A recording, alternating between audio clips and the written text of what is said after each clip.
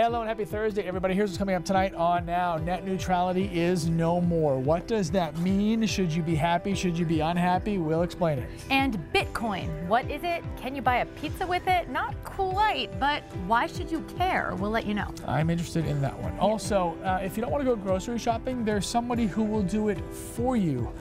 Yeah, we'll have that story. Wow. This is News Center now.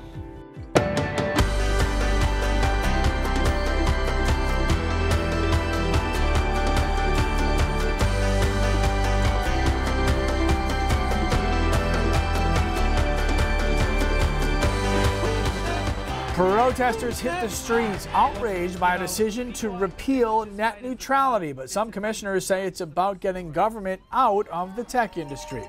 Hello, everybody. I'm Lee Goldberg. And I'm Christina Rex. For months, social media giants and internet service providers have waged a war of ideas, arguing for or against net neutrality. But today, a government agency made the choice. Katie Ortiz joins us now with the latest on this developing and controversial story. Hey, Katie. Hey, Christina, as you said, we've been talking about it for months, and tonight it is finally official. The Federal Communications Commission voted 3-2 today to repeal net neutrality rules that guaranteed equal access to the internet. Now, the move rolls back restrictions that keeps broadband providers from blocking or collecting tolls on certain services like video streaming or social media. Now, it also bans states from imposing similar net neutrality rules. FCC Chairman Ajit Pai says repealing net neutrality will eliminate what he calls unnecessary regulation.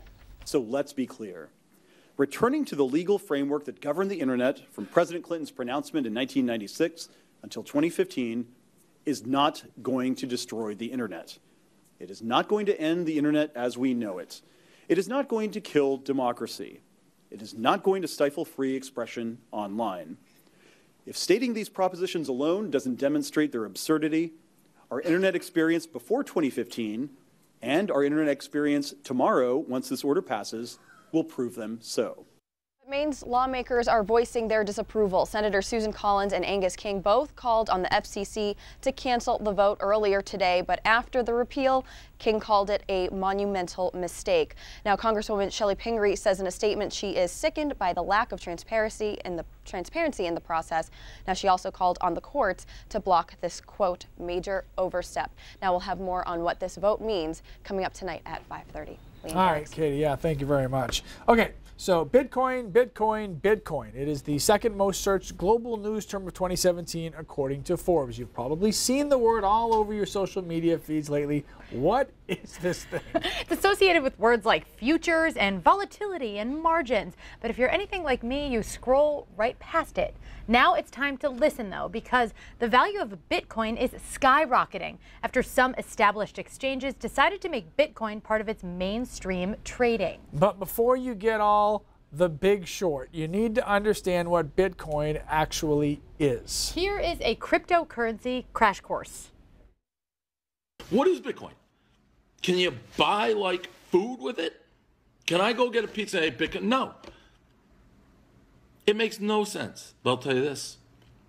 I'm not going to sit on the sidelines and watch everybody get it. I'm getting in on Bitcoin. You might not know what it is, but you've definitely considered buying into Bitcoin like all your Facebook friends have. A Bitcoin is just a brand of what is known as cryptocurrency, kind of like Kleenex is a brand of tissue.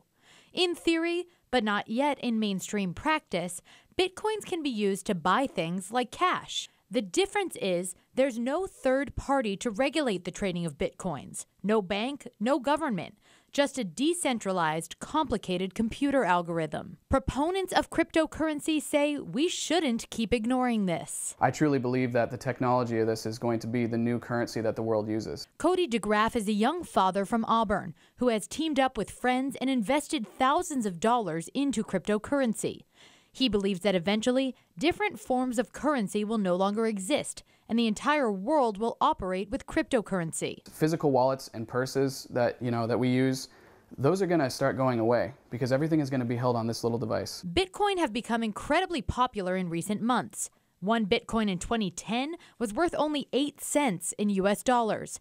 Today, one Bitcoin was worth more than 16,000 US dollars. DeGraff thinks it's become so popular because people like Bill Gates have bought in. I think that that's part of the reason why it's going mainstream, is because some serious mainstream icons that are, you know, financial businessmen and investors and, you know, highly held integrity men are actually investing in it. Others aren't so convinced. USM finance professor Bert Smolik believes that Bitcoin's recent popularity is a result of the greater fool theory of investing. If you buy something because you think somebody's going to pay you a higher price in the future, or you don't know what the real value of it is. He says Bitcoin has no intrinsic value compared to U.S. money, which he says has the intrinsic value of the confidence you put in your banks and the government to regulate it. Without that third party, he says that value is lost. That's why he and many others believe the Bitcoin bubble will burst, and those who have bought in will be left with a worthless item. DeGraff agrees that Bitcoin's value is volatile, but he doesn't see an end to cryptocurrency anytime soon. Yes, of course, okay, it's a bubble, and what goes up must come down. Yes, we all agree on that. But the reality is that as long as Bitcoin remains as the high top technology, or cryptocurrency remains as the top technology, then it would take a better technology for us to replace it. So no matter what you think about Bitcoin and cryptocurrency and whether or not you're interested in investing, here's a really weird piece of this puzzle. Here's the name, Satoshi Nakamoto. Do you know who that is? Well, neither does anyone else. He's credited as the inventor of Bitcoin, the person who wrote the computer code to make the program possible. But nobody knows who he is. They even think he might be a group of people. Even those on the Bitcoin inside claim they don't know the real identity of Satoshi Nakamoto. Pretty weird. Okay, you know who totally loves complicated financial stuff? Keith. Oh my God. Totally does. I do. Loves this. K-Rex and I had a long conversation about this story earlier, and I said how easy is it to get out of Bitcoin back to currency, right? Not that easy. And that's, I think if you're going to speculate on it, you should be able to Not easy. convert it back over to your currency. But anyways, interesting. We'll see where it goes. It is chilly right now. It's in the teens, single digits already. Berlin sitting at 8, 4 in Greenville, 4 in Caribou as well. Current wind chills are brutal in spots, 14 below in Greenville. Feels like 10 in Portland, not too bad, 9 in Augusta, but a lot of single digits. It will feel like below zero almost everywhere later on tonight, early tomorrow morning. Not a ton going on in Satellite, which is actually bad. We're going to be totally clear tonight. That allows radiation or cooling to really take over. Temperatures plummet through the evening, and it seems like we keep saying this, but it keeps being the case. Coldest night of the year so far, of the season so far, coming up tonight. Look at what the cold air is doing over the Great Lakes. Big lake effect snow bands. That's a sure sign that it's very cold over relatively warmer waters. Might have to drop Caribou down considering they're already sitting in the single digits. Well below zero from Berlin, 10 below there, 4 below in Greenville, 3 below in Millinocket, 7 or 6 degrees in Portland, and around 8 in Rockland and Bar Harbor. Guys, it's going to be super cold, also considering the fact the ocean's still in the mid-40s. That shows you how cold that air mass is over the mid-coast and down east. All Lovely, right. Keith. No swimming tomorrow. Thank you. Okay. Yesterday, this was the most viewed story on our website. Thousands of you read about a mother arrested for child abuse because she forced her son to undergo more than a dozen surgeries that he didn't even need. Yeah, it's called Munchausen by proxy. It's a mental illness, but also considered one of the most lethal forms of child abuse. Tanya Iser reports. Look at him, he's healthy. Ryan Crawford loved his little boy from the moment he laid eyes on him. He was just so beautiful. But from the time he was an infant, Crawford was convinced his son's mother was abusing him by falsely claiming he was deathly ill. I just hate that someone took advantage of him, his own mother. By the time Christopher's mother, Kayleen Bowenwright, was arrested, CPS records obtained by the Fort Worth Star-Telegram show there had been 323 hospital visits and 13 major surgeries performed on Christopher, most of them arising out of infections from medical procedures he never should have undergone. How do you do it? How do you do 13 surgeries and not question the 5th surgery, the 6th surgery? This video is from 2012. This is one of the last visits. She's ignoring him. He's trying to talk to her. She's calling doctors, trying to make sure he stays sick. That same year, a judge ended his rights to see his son. The judge stated that I needed to accept that my son was dying. In 2014, Crawford tried to get full custody of his son. He says the judge refused to even look at the medical records. It makes me feel as if the system wants to believe the mother all the time. Crawford says his complaints to CPS went nowhere. Neither did a 2015 complaint from a doctor. Knowing that your son is being injured, but you can't do anything about it, is the worst pain. His father blames the doctors who he says failed to keep his son from 8 years of misery. Now, Christopher and his 2 siblings are now in foster care. His father is currently fighting to get custody, but knows it will certainly be a long legal fight. His mother is currently in jail and declined to be interviewed by our media partners.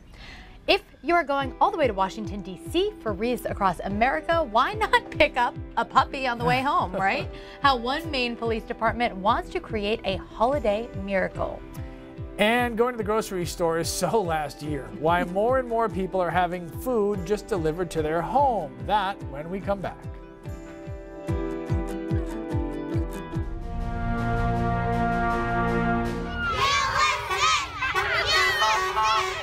All down the eastern seaboard, students, patriots, and first responders line the streets to welcome the Wreaths Across America convoy. This was the scene in Middletown, Delaware. News Center Samantha York and Zach Blanchard are embedded with the convoy this week. Boy, what a trip they've had, right? Yeah, they have amazing. They'll have the latest from their road trip coming up tonight on News Center at 5:30 and 6 o'clock. And the point of the convoy is to carry thousands of wreaths to Arlington National Cemetery to honor the fallen during the holidays. But some police officers from Maine thought they would do some extra good while on the road. 2 officers from Bangor are going to be bringing back a rescue puppy from Virginia. According to a Facebook post, a woman in Waldoboro asked if the officers could pick up her 14-week-old rescue border collie puppy on their way home. The 2 officers said no problem, so they'll have a furry passenger hanging out in the back seat.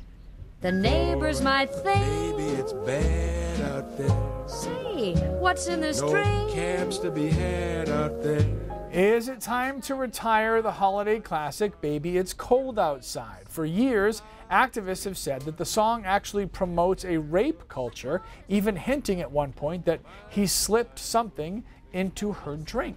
Now, this isn't a new debate, but amidst the powerful Me Too movement, some say this is the time to banish Baby It's Cold Outside from your holiday playlist. Check out what some people are saying about it online. Kaylin says she wants a petition to end Baby It's Cold Outside because it's literally about date rape. And Amy said her 11-year-old was the one who pointed it out to her, saying, "Why do you like this song, Mom? He's not letting her leave." But then Megan says, "We have the meaning all wrong. This song is about a woman who feels social pressure to go home even though she wants to stay. So it's actually rather feminist. So there's a lot to consider here. Or maybe you think the world is just overthinking this. Either way, let us know your opinion right now by commenting on our Facebook live stream. Also, I actually saw a version with Lady Gaga where she reversed with the guy. She did the man's version and the guy did the women's part of the song. All right, I'm interested to see what everybody has to think about that one. I guess it'll probably be some type of a split, but get onto our Facebook page and comment. I want to see that. All right, so now you'd think that spending almost every single day at a grocery store would make it hard to ever run out of things in your own home. What's amazing is how many times I run out of toilet paper, right? You know?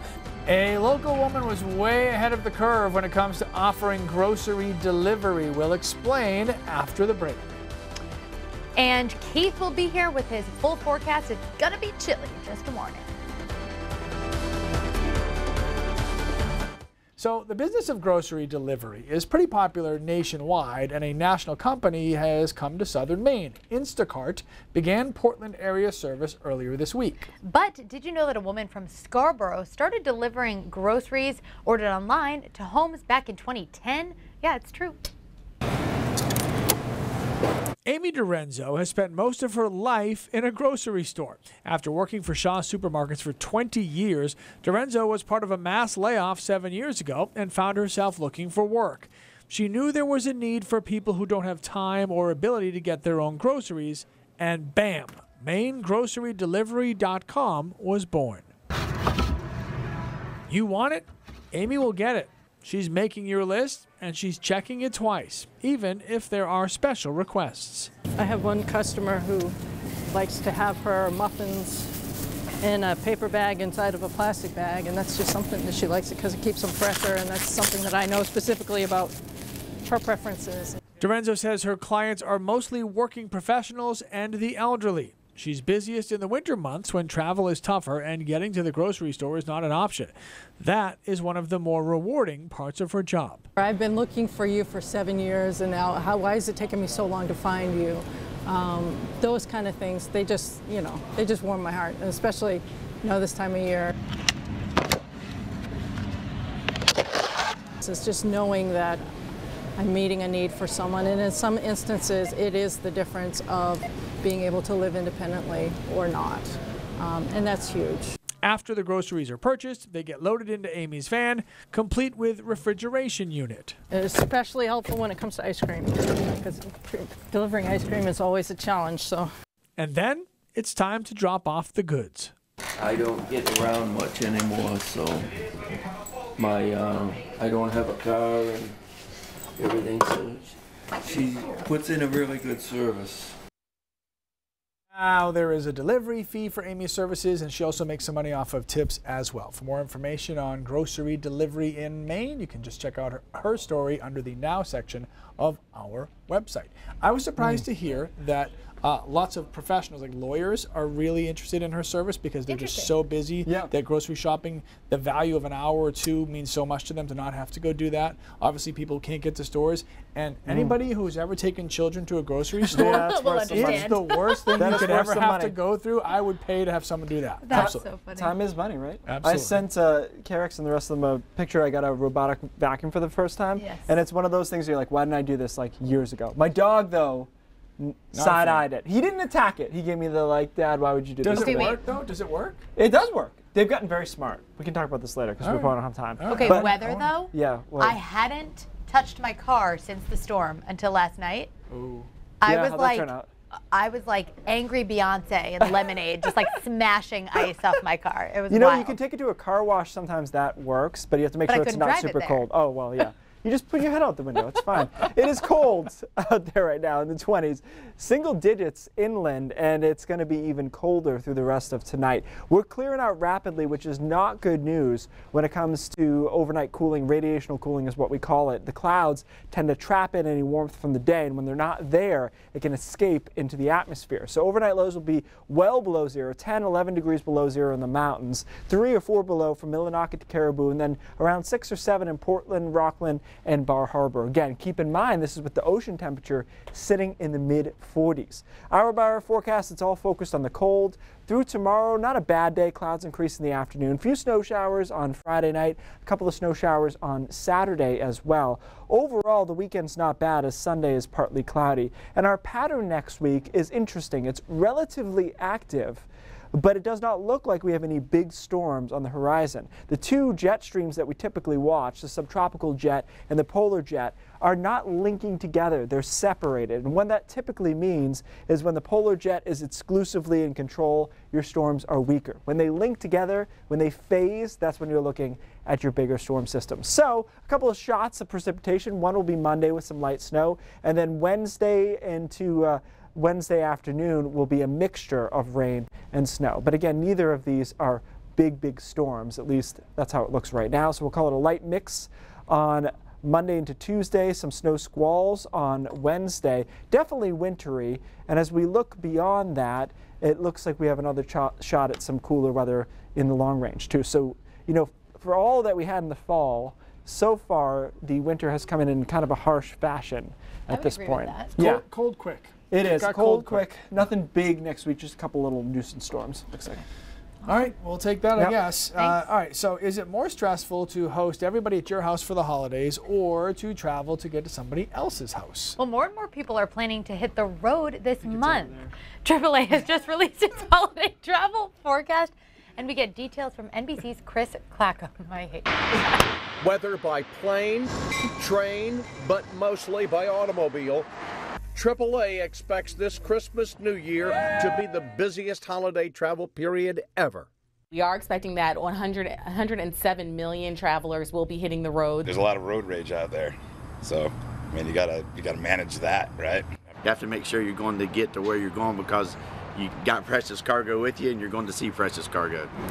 Not even gas prices, 25 cents a gallon higher than a year ago, are deterring Americans from traveling this holiday period that runs from December 23rd through January 1st. We also are seeing that the labor market is doing fairly well. Consumers have more money in their pocket and they're more confident. So they're actually spending that money and actually contributing more to travel.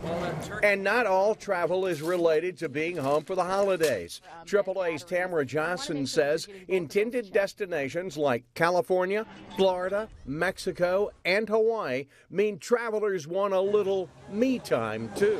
This is definitely an opportunity for people to get away, a little stress-free vacation before they head back into the new year.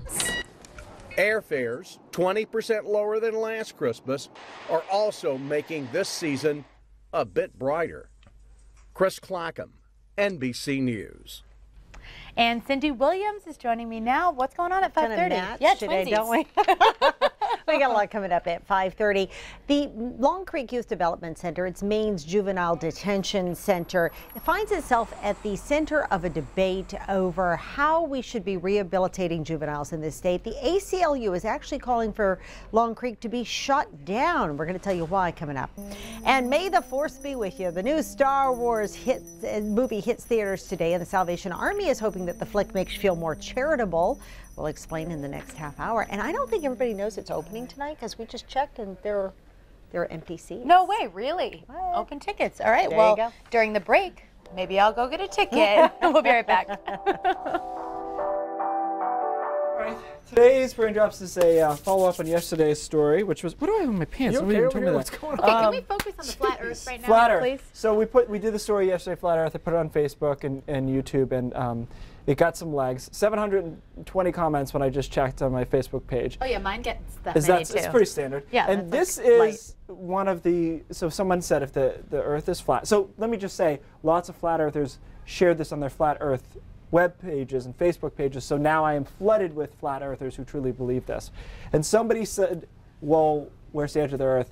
Antarctica is a giant wall of ice surrounded by the planet, defended by soldiers who shoot on sight if you reach 60 degrees longitude. You serious? Next, yes, he is serious. Next, best part of this, he's not kidding. That's what I said. Okay. And then if the Earth was round, helicopters, all they'd have to do is fly up a little and wait for their destination to come around. Oh. These are, hey. They're not kidding. They really think this. Okay, so we're going to move on because News Center at 5:30 starts right now.